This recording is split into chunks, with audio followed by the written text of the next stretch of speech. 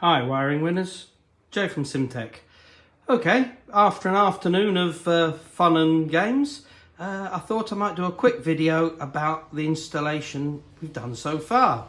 We're not finished connecting everything up yet, but we're going through making sure the loom fits nicely, doesn't get in the way of things, and all the mountings are secure. So the harness you saw in videos previously, we've now fitted this, and it's now running along here and along here up front. Now the customer's placed some really nice mounting brackets in some very nice places. There are a couple we'll need to add where I've just put cable ties around the chassis because the wiring loom comes along up here. We've got them along here, and we've got our wheel speed sensor, that's provision in case he wants traction control. We've got our headlight connector and our indicator and side lights connectors, daylight running lights, sorry. And over here we've got the cooling fan, and we've brought that round there and underneath, and round here we've put a little connector on.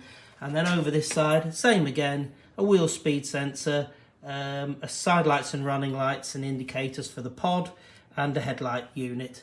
And then we've got an earth here, taking use of a mounting bracket that doesn't normally get used. And the thing with wiring, if you've done your job well, you can't really see it, and most of it's hidden. And the IVA people will love this. So this is the front harness.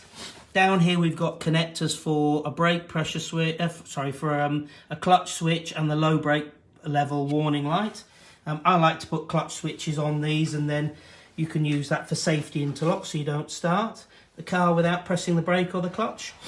And that Mazda's great because it's got a neutral position switch on the gearbox, which you can use for the same purpose. And then we've put the bulkhead harness in very loosely at the moment. We've still got some mounting points to fit here, here, over here to keep all this tight and out of the way. And then it goes through the bulkhead there and runs down the chassis.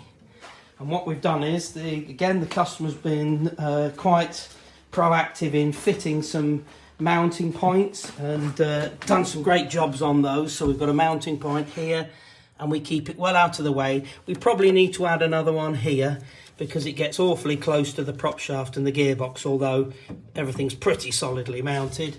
And we run up the tube here and we nip underneath there, underneath the chassis. And this is a provision for the handbrake warning light or electric park brake if you're going to fit an electric park brake. And then we've got a group of connectors here which are for the reverse light, the neutral light, and in the case of a gearbox fitted with an electric speed pickup, and we've got another connector here which will go forwards, and that's for the alarm, because this car's having a full alarm system. So we've got a G sensor in the BCU, so if the car's lifted or moved it can trigger the alarm. We're going to fit an ultrasonic sensor here, so if anybody leans in and tries to do anything, that'll trigger it, and they're very sensitive and can be adjusted right down to a really narrow range. And then the BCU also triggers the alarm off things like somebody trying to put the ignition on or that sort of thing. So the harness runs through the back here, and then it runs up here, around here, and again the customers put in mounting points which are absolutely great. We're running this down here to the fuel tank, so this runs down here, follows the fuel lines around. And then back here we've got provision for wheel speed sensors left and right, and a washer bottle. We've got provision up front for the wiper motor if the car's ever fitted with a windscreen and wiper.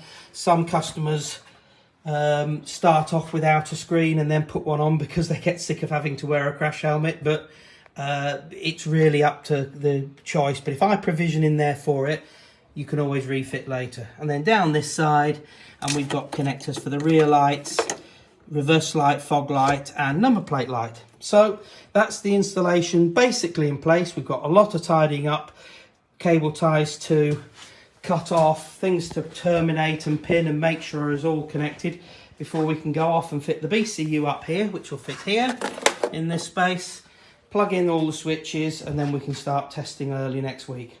So we'll have another video later on, show you how we're getting on. Hope you like that.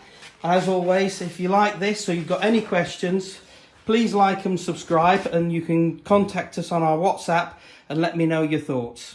Thank you very much. Speak to you soon.